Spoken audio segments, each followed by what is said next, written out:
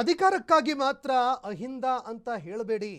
ವಾಲ್ಮೀಕಿ ಹಗರಣದ ಬಗ್ಗೆ ಯಾಕೆ ನೀವು ಧ್ವನಿ ಎತ್ತಲಿಲ್ಲ ಅಂತ ಬಿಜೆಪಿ ನಾಯಕರ ವಿರುದ್ಧ ವಿಎಸ್ ಉಗ್ರಪ್ಪ ಅವರು ಗುಡುಗಿದ್ದಾರೆ. ನೀವು ಅಂದ್ರೆ ಬಿಜೆಪಿಯವರು ಹಿಂದುಳಿದವರಿಗೆ ಏನು ಮಾಡಿದಿರಿ ನೀವು? ವಾಲ್ಮೀಕಿ ನಿಗಮದ 187 ಕೋಟಿ ಹಗರಣ, ಲಂಬಾಣಿ ಭೋವಿ ವಿಚಾರದಲ್ಲಿ ಯಾಕೆ ಧ್ವನಿ ಎತ್ತಲಿಲ್ಲ? ಅಹಿಂದ ನಾಯಕರು ಅಂತ ಹೇಳಿಕೊಳ್ಳೋರು, ಅಹಿಂದ ಅಲ್ಪಸಂಖ್ಯಾತ SC ST ಪರವಾಗಿ ನೀವು ಏನು ಮಾಡಿದ್ದೀರಿ? ಆದರೆ ನಿಮ್ಮನ್ನ ನೀವು ಅಹಿಂದ ನಾಯಕರು ಅಂತ ಕರೆದುಕೊಳ್ತೀರಿ. ಬಿಜೆಪಿ ನಾಯಕರ ವಿರುದ್ಧ ವಿಎಸ್ ಉಗ್ರಪ್ಪ ಗುಡುಗಿದ್ದಾರೆ.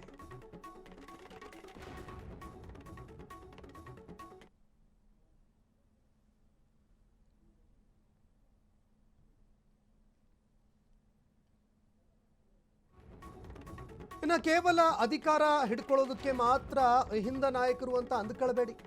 ಸರ್ಕಾರಗಳು ಸಮುದಾಯಗಳ ಹಕ್ಕುಗಳನ್ನು ರಕ್ಷಣೆ ಮಾಡಬೇಕು.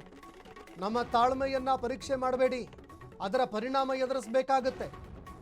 56% ಮೀಸಲಾತಿ ಕಾನೂನು ಜಾರಿಗೆ ತಂದಿದ್ದು ಬೊಮ್ಮಾಯಿಯವರು, ಬಸವರಾಜ ಬೊಮ್ಮಾಯಿಯವರು, ಗೋವಿಂದ ಕಾರಜೋಳ ಅವರು. ಈಗ ಎಲ್ಲಿದ್ದಾರೆ? ಅದನ್ನ ಉಳಿಸಿಕೊಳ್ಳೋದು ಅವರ ಕರ್ತವ್ಯ ಅಂತ ಹೇಳಿಕೆ ಕೊಟ್ಟಿದ್ದಾರೆ.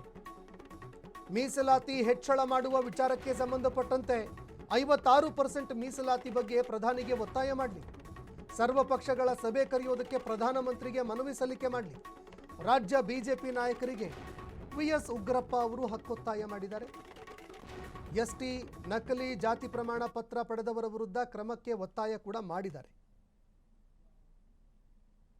ಅಹಿಂದ ಪರವಾಗಿ, ಅಲ್ಪಸಂಖ್ಯಾತರ ಪರವಾಗಿ, ಹಿಂದುಳಿದವರ ಪರವಾಗಿ, SCಗಳ ಪರವಾಗಿ, STಗಳ ಪರವಾಗಿ ಎಷ್ಟು ಜನ? ಈಗ ಉದಾಹರಣೆಗೆ ವಾಲ್ಮೀಕಿ ನಿಗಮದಲ್ಲಿ 187 ಕೋಟಿ ಆಯ್ತು, ಯಾಕೆ ಬಾಯಿ ಬಿಡ್ಲಿಲ್ಲ ಅಹಿಂದ ಲೀಡರ್ಗಳು?